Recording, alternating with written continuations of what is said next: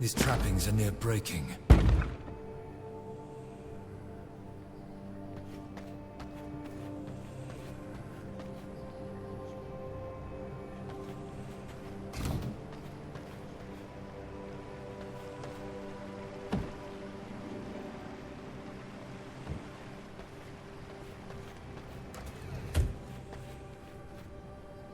What's good, everybody? It's Amon-Rellik the Godslayer. We're back in more V-Rising.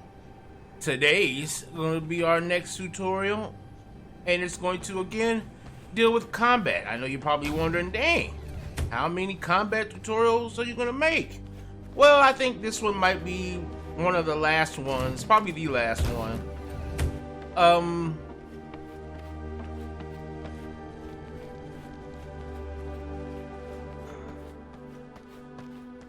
Mainly because we're going to be talking about the jewel system. The jewel system is new. It came in the Gloomrot update. Yes, our beautiful garden here. It came in the Gloomrot update. And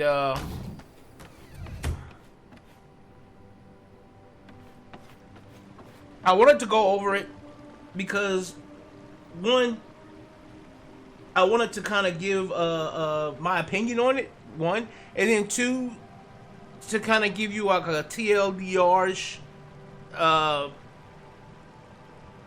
overview of it, because a lot of it is going to be subjective to what you value in your build and what you want your build to be. Again, it's going to revolve around mainly three things: your movement skill and your two spells. Those are the three things that you can place jewels on, and the jewels themselves will do one of two to three things. It will either bolster the stats that originally come on the move itself, like the elude duration by 23%. That's already on the Veil of Chaos, you know, elude nearby enemies for 2.2 seconds. It just extends that for a certain amount of time. Or it'll add completely new things to the ability, like an fading, inflicts a fading snare when the illusion explodes. Or it'll again boost whatever's there, like the explosion doing more damage. So either bolster what's already on the move, or it'll add functionality to the move. And you will have three versions of these spells, of these jewels. You'll have tier 1, which will only have one particular ability on it. Tier 2, which will have two particular attributes on it. And then tier 3s, which will have three attributes on it. And of course, you will more than likely think that tier 3s will be the best because they have the most attributes, but you also want to take into account what these attributes are doing. Because, for instance, I have a tier 1 jewel on here, on my Malevolent Dread, on my Bone Explosion, because this one makes the Bone Explosion trigger twice instead of once. Now, the second time is a smaller one, but it triggers twice all the same. And while I might have, like for instance, a tier 2 jewel that might do a little bit more than what this tier 1 does. Let's see if we can find it. Let's see if we can find it here.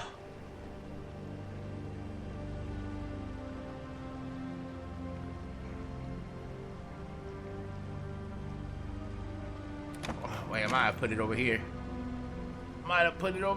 Let me think. Yep, here it is. Alright. So, like, for instance, we'll use this area because it's pretty wide. We would go into our spell book, go to Unholy, and this is how you would equip these jewels. You will find the ability that the jewel covers at its socket.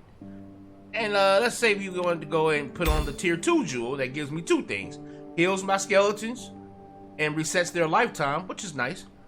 And it spawns a Nova projectiles. So when I use this ability, it effectively extends the AoE range by shooting the skeletons out. Right? Cool. That's nice. But at the same time, the condemned, because that's mainly what this move is for, is to spread condemned. And condemned is only a 5-second delay, about 5-second debuff. Again, you will want to go and see what each magic school has a certain effect that it causes on the opponents. You know, freeze and chill, static, and condemned is mainly the one for the unholy magic. And condemned only lasts for 5 seconds, but it allows me to summon a holy warrior if I kill them while they are condemned, right? If I kill a person. While this is good for initially spreading condemned, it's good for spreading it amongst a whole bunch of enemies, but it's not really good for killing them. So I have to instead rely on my weapons to kill them, because I'm using the rule of 2, where I have 1 defensive ability, Ward of the Damned, and 1 offensive ability. So instead, what I learned to do when I got this particular jewel, right, Malevolent Dread, instead of it casting once, it casts 2. Now the initial hit does 140% damage. Then the secondary hit does 30. Now, when I hold the left alt, what you should do whenever you look at a new jewel, always hold the left alt so that you can see the range at which the stat rolls can reach. So, if another Malevolent Dread drops, it's going to drop between 25% to 38% damage. So this is a nice middle ground in terms of the amount of damage that it's going to pull out for that second hit. Now, that first hit's going to do a ton of damage on its own. The second will clean up whatever, whoever is still left alive inside the circle, which will immediately then bring out my skeletons. In terms of healing them, so that they stay out longer, I'm not really concerned with them staying out longer, because I have 2 ways to bring them out. I have 2 ways. I can bring them out by killing people with the bone explosion, or just by summoning them through guarding with the Ward of the Damned. And remember, with this, those who don't die will still be condemned for 5 seconds, so I can then kill them with my scythe or whatever like that and bring them back. So even though it's a lower tier jewel, it has more utility than this tier 2 jewel that happens to have more abilities on it. But because of the way I play and because of the way condemned works, this jewel, this tier 1 jewel, is actually more effective. And I would want to get a tier 2 or tier 3 jewel, but if I do get one, I'm going to be looking specifically for this ability. Triggers a second lesser explosion. I'm going to be looking for that to be on the next one. So, while you do generally want to get higher up the tiers for the jewel, you generally want to do that. You're going to want to be also mindful of what they're doing and how it's going to actually fit into your build. Higher isn't always better. Other than, of course, like your weapons and armor, you always want to pick the highest level stuff, because again, your gear level directly dictates how much damage you do and how much damage you take. So when it comes to gear, it's always highest level is better than anything. Like, for instance, the ancestral weapons might be cool because they add the effects of the schools of magic to your weapons, and they have little bonus stuff that might be cool and all, but the overall level will cap at 19 here. So it's like you're going to take a hit to your damage output, and you're going to be a lot easier to hurt because you're not using your maximum skill, your maximum level.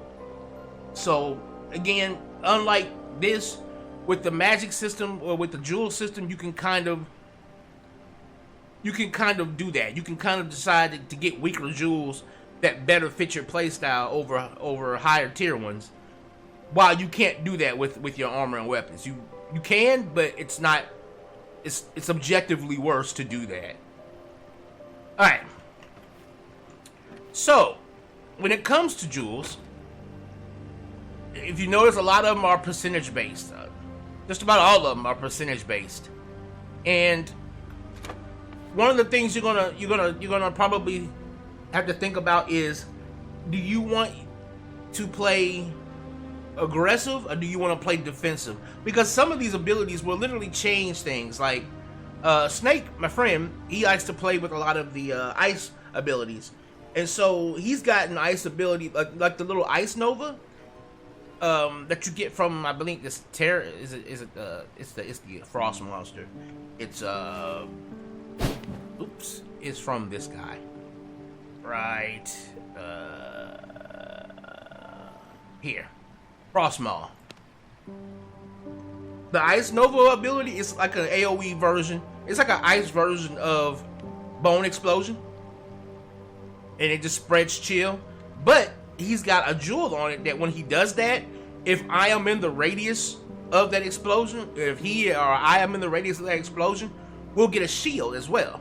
So you can kind of see how he's using the abilities in a more defensive play style as well, while putting out some damage. So, you know, again, the utility of these jewels will be highly subjective to you depending on what you're going for in terms of just raw damage output, a balance between damage and defense, or just being a defensive player that wins the battle through outlasting the opponent. This will also come into more play, I think, with the PvP in the game. You'll be thinking about that even more in the PvP sides. You know, so like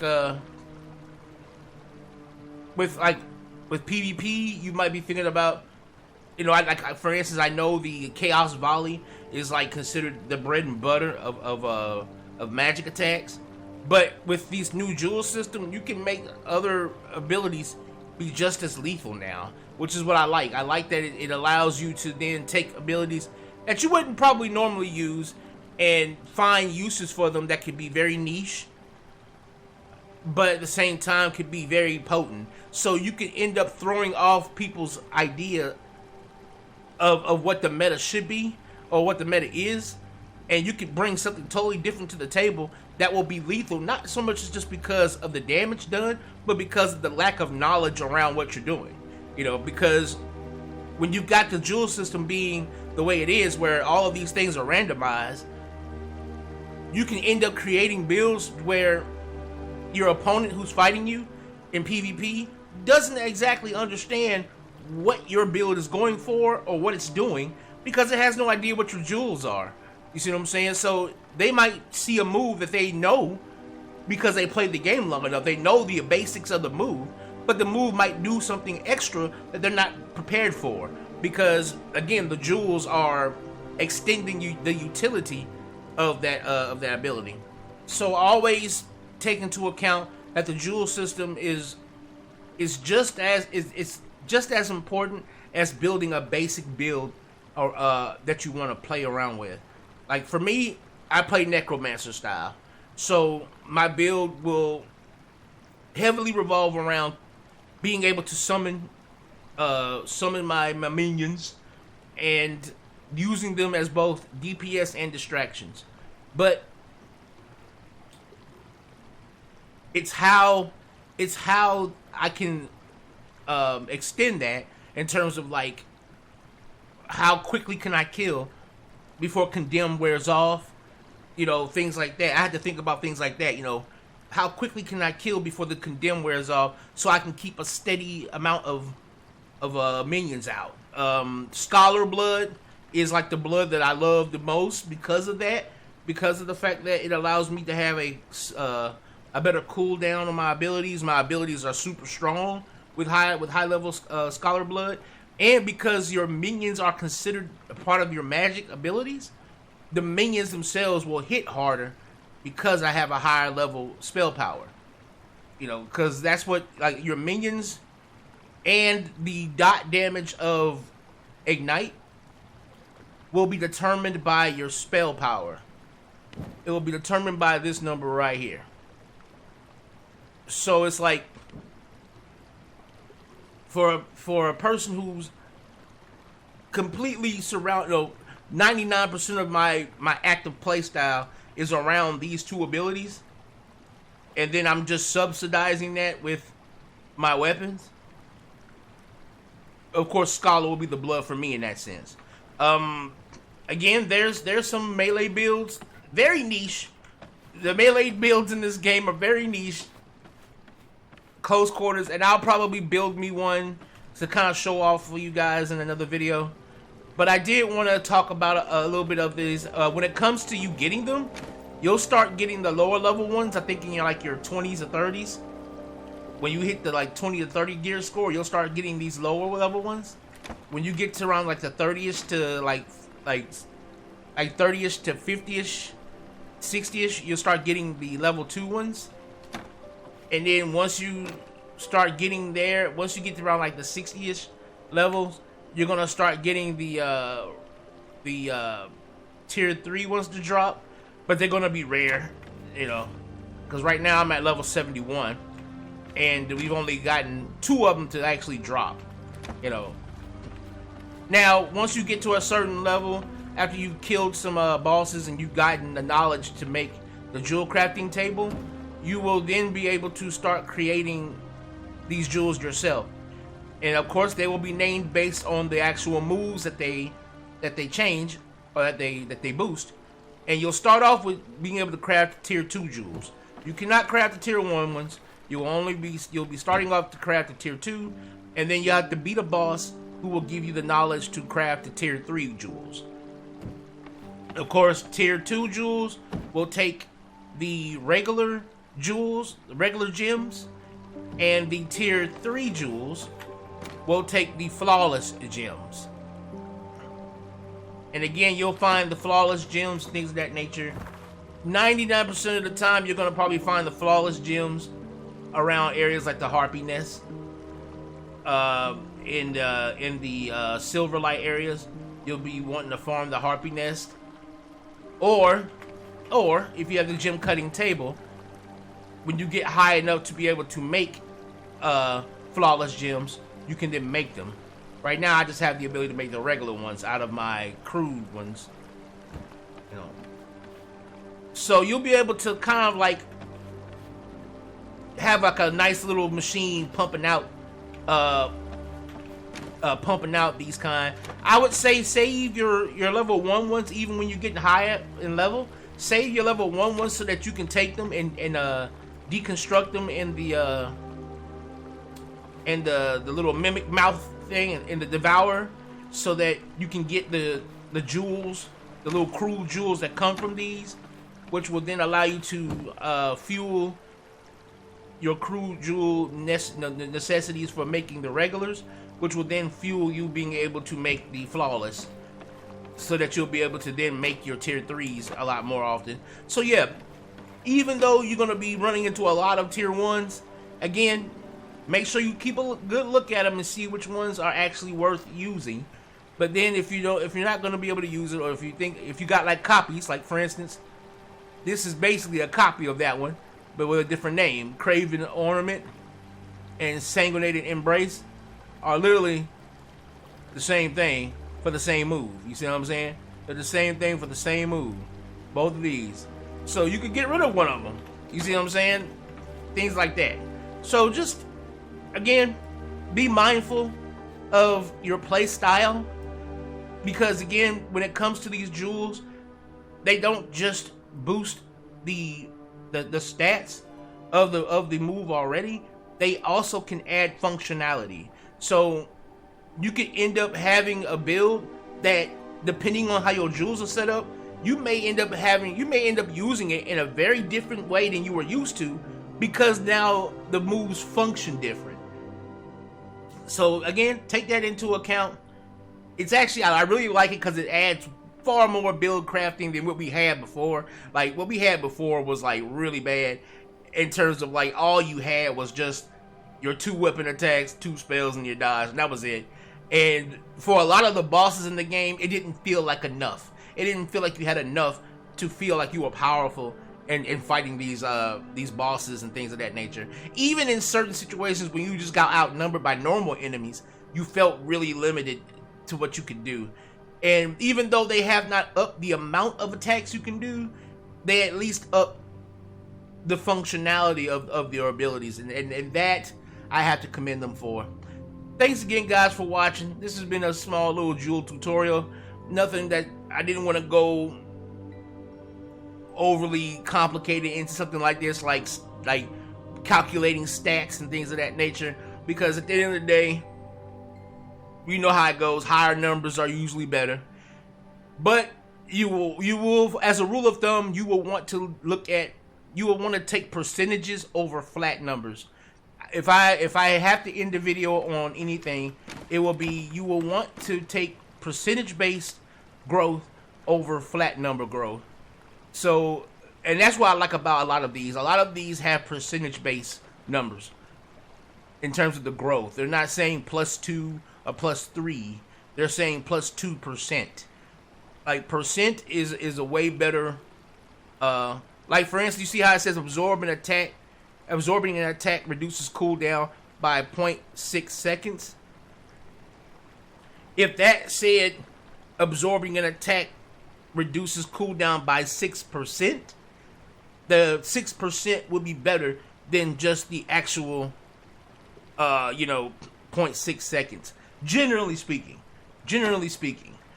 There are exceptions to that rule, but it's generally better to get percentage buffs over flat number buffs. With that, guys, thanks for watching. Amon-Rellik the God Slayer, Amon-Rellik Gaming. We out of here.